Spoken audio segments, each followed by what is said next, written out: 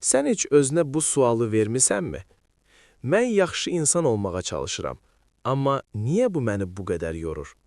Niyə daim anlayışlı olmaq, sakit qalmaq, incitməmək sanki içimdə nə isə sıxır? Niyə bəzən yaxşı insan maskasını çıxarıb hər şeydən qaçmaq istəyirəm? Karl Jung deyirdi ki, insanı ən çox yorğun salan şey pislik deyil, saxta yaxşılıqdır. Bu videoda biz yaxşı insan olmaq anlayışına fərqli bir yerdən baxacağıq. Tənqid etmədən, günahlandırmadan, sadəcə anlamağa çalışaraq. Yaxşı insan olmaq nə vaxt problemə çevrilir? Əvvəl bunu dəqiqləşdirək. Yaxşı olmaq pis deyil. Mərhəmətli olmaq pis deyil. Empatiya pis deyil. Amma Jung deyirdi ki, insan yalnız yaxşı olmağa çalışdıqda kölgəsini dərinliyə itələyir və problem də burada başlayır. Çünki insan yalnız yaxşı ola bilməz. Uşaqlıqdan öyrədilən yaxşılıq. Bir çoxumuz uşaq vaxtı bunları eşitmişik. Sakit ol, əsəbləşmə, böyüklərə qarşı çıxma, yaxşı uşaq ol. Zamanla öyrəndik ki, qəzəb pisdir, etiraz ayıbdır, yox demək qəbahətdir və biz tədricən bir qərar verdik. Mən bu hissələri göstərməyəcəm. Beləliklə, Jung'un dediyi şey yarandı. Kölgə. Bir çox insan bunu fərq etmir, amma yaxşı insan olmaq çox vaxt seçim deyil, bir həyatda qalma üsuludur.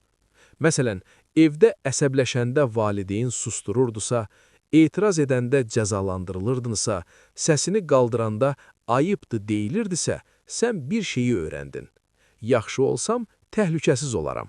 Jung deyirdi ki, uşaq üçün qəbul olunmaq həyati məsələdir və uşaq bəzən özünün bir hissəsini qurban verir ki, tərk edilməsin. Bu qurban verilən hissə isə kölgəyə düşür. Kölgə nədir? Sadə dillə. Kölgə sənin qəbul etmədiyin tərəflərindir. Qəzəbin, qısqanclığın, egon, yetər artıq demək istəyin. Bunlar yox olmur, sadəcə səssizləşdirilir. Amma Jung deyirdi ki, bastırılan hər şey bir gün daha güclü qaydar. Saxta yaxşılıq necə yaranır? İnsan deyir, mən əsəbləşmirəm, mən kin saxlamıram, mən həmişə anlayışlıyam. Amma daxilində narazılıq yığılır, incinmə qalır, yorğunluq artır və bir gün ya partlayır, ya da için çürüyür. Bu nöqtədə insan özünə deyir, mən niyə bu qədər yorğunam? Jung'un çox vacib bir fikri. Karl Jung deyirdi ki, yaxşı insan olmağa məcbur edilən insan içində pisliyi gizlətməyə məcbur qalır. Bu çox ağır cümlədir, amma çox doğrudur. Çünki sən qəzəbini qəbul etməsən, o səni passiv-aqressiv edəcək. Sən yox deməyi qəbul etməsən, insanlar səni istismar edəcək. Sən sənət çəkməyi öyrənməsən, özünü itirəcəksən. Yaxşı insan niyə tez yorulur? Çünki o daim özünü saxlayır, başqalarını düşünür, konflikt yaratmamaq üçün susur.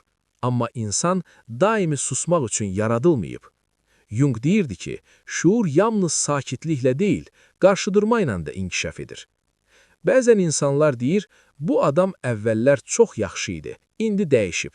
Əslində dəyişməyib, sadəcə artıq dözə bilmir. Çünki uzun müddət demədiklərini udub, istəmədiklərinə razılaşıb, öz həddini tapdalayıb. Jung deyirdi ki, kölgə çox bastırıldıqda o qəfil və nəzarətsiz üzə çıxır. Bu zaman insan ya qəfil aqressiv olur, ya hər kəslə əlaqəni kəsir, ya da içinə qapanır. Və hamı təəccüblənir. Amma bu qəfil deyil, bu illərlə yığılan yorğunluğun nəticəsidir. Kölgəni qəbul etmək nə deməkdir? Bu pis insan olmaq demək deyil. Bu deməkdir ki, bəli, mən əsəbləşə bilərəm. Bəli, mənim də həddim var. Bəli, hər kəsi razı sala bilmərəm. Kölgəni qəbul edən insan daha dürüst olur, daha az yorulur, daha az partlayır. Çünki o özünə qarşı yalan danışmır. Bir çox insan yox deyəndə özünü pis hiss edir, sanki günah işlədib. Bu his hardan gəlir?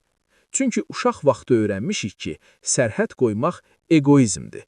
Etiraz hörmətsizlikdir. Özünü düşünmək ayıbdır. Jung deyirdi ki, insan öz sərhədlərini tanımadıqda başqalarının kölgəsi altında yaşayır. Sərhəd qoymaq pislik deyil, Bu özünə hörmətdir. Sağlam yaxşılıq nədir? Sağlam yaxşılıq seçilmiş yaxşılıqdır. Məcburi deyil, özünü məhv etmir. Saxta yaxşılıq isə qorxudan gəlir. Tərk edilməmək üçündür. Pis görünməmək üçündür. Jung deyirdi ki, əxlaq qorxudan doğursa, o şəxsiyyəti böyütməz. Sən özünü bu suallarla yoxla. Mən nə vaxt istəmirəm deyə bilmirəm. Mən kimin yanında özüm olmuram? Hansı hisslərimi daim gizlədirəm? Orada sənin kölgən var və o səni yorur. Bunu real həyatda çox görürük. İş yerində sən hər şeyə olar deyirsən, artıq işi də sən edirsən, amma içində narazılıq yığılır. Dostluqda sən həmişə anlayışlısan, amma bir gün görürsən ki, səni dinləyən yoxdur. Ailədə sakit qalmaq üçün susursan, amma bu sükut səni yavaş-yavaş boğur. Və sonra insan deyir, hamı üçün yaxşıyam, amma özüm üçün yox. Jung bunu şəxsiyyətin özündən uzaqlaşması adlandırırdı. Əgər sən daim hər kəsi razı salmağa çalışırsansa, amma özün yorulursansa və içində belə davam edə bilmirəm səsi varsa, bil ki, problem səndə deyil. Sadəcə sən çox uzun müddət yalnız yaxşı tərəfinlə yaşamısan və indi kölgə qapını döyür. Son söz. Yaxşı insan olmaq pis deyil, amma yalnız yaxşı insan olmağa çalışmaq təhlükəlidir. Çünki insan bütöv olanda güclüdür, işığı ilə də, kölgəsi ilə də. Carl Jung deyirdi ki, insan yalnız yaxşı olanda deyil, bütöv olanda sağalır. Əgər sən bu yorğunluğu hiss edirsənsə, demək ki, artıq özünü dinləməyin vaxtıdır. Əgər bu video sənə toxundusa, kanala abunə ol. Burada biz susulan mövzuları, gizlədilən hissləri, insanın kölgəsini birlikdə araşdıracağıq. Zehnin kölgəsi.